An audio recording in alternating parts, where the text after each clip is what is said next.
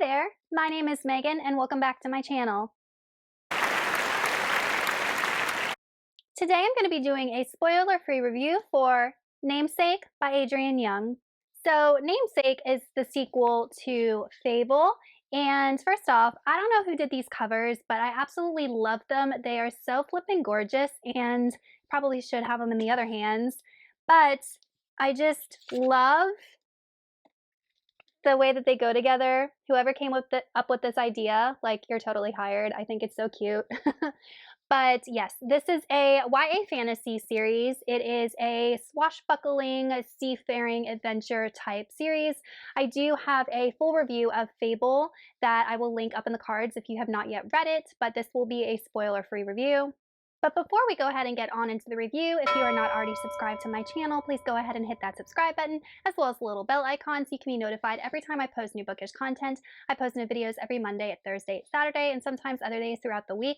Also, don't forget to check down in the description box below for links to all of my social media, my Buddy Read Discord, and my Patreon, where you can be entered into winning book giveaways from me. So I just want to go through and talk about what Fable is about before going on into Namesake. So Fable is about a 17-year-old girl who is the daughter of this very, very ruthless, established merchant gem trader. And when she's about 13 years old, he just drops her off on this kind of island called Javal and leaves her. And she has to fend for herself. And Fable is a gem sage, so she is able to kind of hear the different songs that gems make, and she dives underneath the ocean and she dredges reefs to get these gems and sell them and make money. Before we go ahead and get on to the review for Namesake, I just wanted to review what Fable is about. So in Fable, we follow 17-year-old Fable, and she is the daughter of this very ruthless trader. And when she is about 13 years old, her father dumps her on this island known as Javal, which is full of thieves and murderers and criminals, and just leaves her. And she has no idea why. So she spends the next couple years trying to survive on Javal and becomes like much tougher because of that. And Fable is actually a gem sage. So in this world, the magic system revolves around gems who kind of emit a sound, and gem sages can hear the sound and be drawn towards them.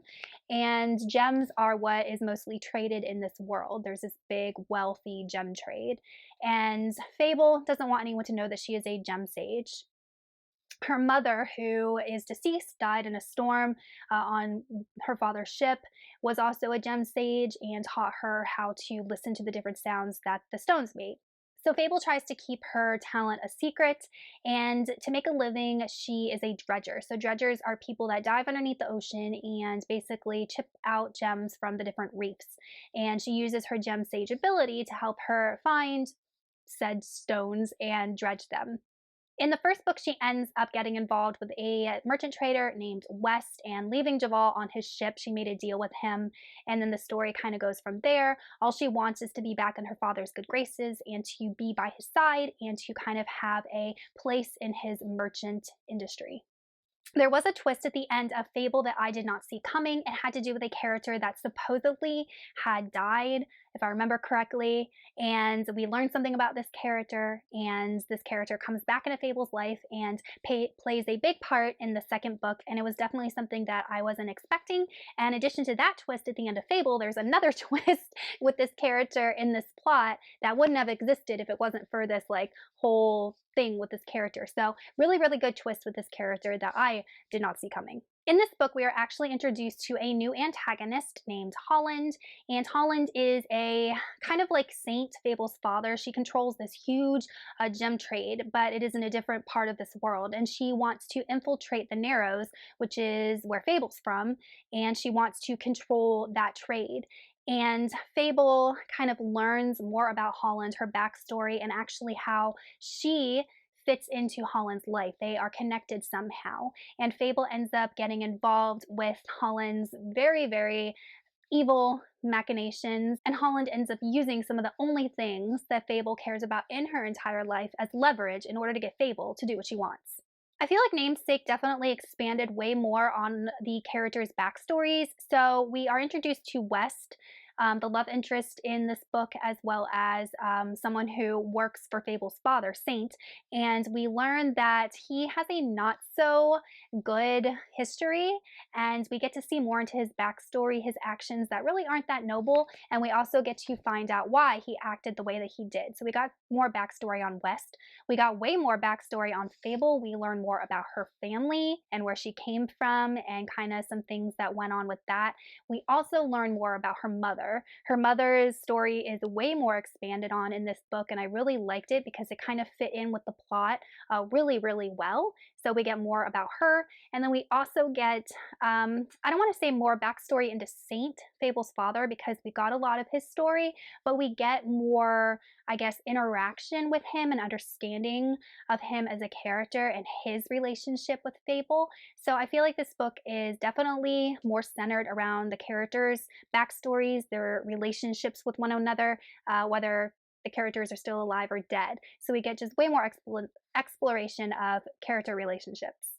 I really liked the mystery that surrounded Fable's mom. So we learn, like I said, a lot more about her. And she ended up, I guess, without spoiling, uncovering something that was really, really important to Holland and really important to the gem trade. And it was kind of an interesting mystery to throw in there. And we also learned that she was trying to communicate some things with Fable, kind of knew that Fable would be put in the position that she's currently in at some point, and she prepared for that, even though this was years ago. There is a lot more political intrigue in this book than I feel like there was in Fable, so we get a lot more time with the different trade routes, different trade merchants, the trade council, and the way that they interact and their laws and how they govern themselves. So I found that the politics of this world was more expanded. I really enjoyed that. I love the different themes that were explored in this book. I feel like a lot of them were very common to young adults. For example, found family. So Fable has a father, but he's not really that involved with her life, and her mom is dead. So she ends up finding love and acceptance among the crew of the Marigold. So we have that found family trope. We also have the trope of forgiveness.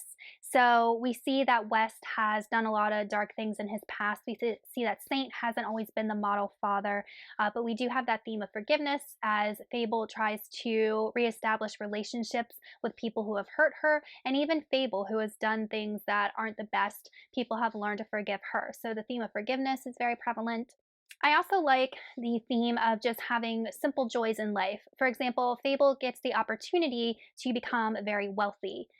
More than once, actually, to kind of control this trade route and have exclusive rights to it that would have just elevated her social standing and given her a lot of money. But that's not what Fable wants. She just wants her own ship, her own crew, to be with the people that she loves, even if she's not making a ton of money. So I really love that theme, that money does not mean automatic happiness, that there are other joys in life besides material things. So that theme I really enjoyed and definitely agree with. And I also really like the ending to this book because the main conflict was resolved in this book, but there was this element of the plot that was left open ended. And I really like when the author does that because Adrienne Young gave us all the clues of what these characters could do, might do with this thing, and it's up to us as the reader to kind of pretend what they might do if the story were to continue. So she just left us with an awesome ending. The characters were kind of in limbo. They didn't make a decision on what they wanted to do, but it's just fun to pretend, knowing what we do about this world and these characters, what they might do. So it was a really, really clever, good ending, and I really enjoyed it.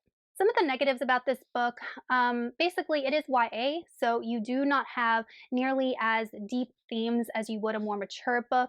Also, it is fairly short. It's 350 pages. The audiobook was about 8 hours. So there are mysteries that are introduced, there are conflicts that are introduced, but because it's so short, they are resolved fairly quickly. So the intricateness of the plot is just not there as it would be like an adult book.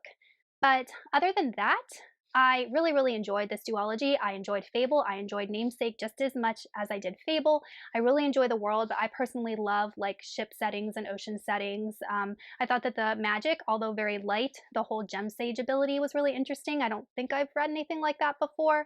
And Adrienne Young just knows how to write just really fun, quick, interesting books, and she's probably going to be an auto-buy author for me because I've enjoyed everything that I've read by her. So I ended up giving Namesake 4 out of 5 stars, and I do recommend this duology if you enjoy YA fantasy. Okay, you guys, let me know in the comments if you have read Namesake and what you thought of it, or if you've read any other of Adrienne Young books, especially if you've read her newest book. I think it's called Legacy, because I haven't read it yet, and what you thought of it, and I will see y'all in another video soon.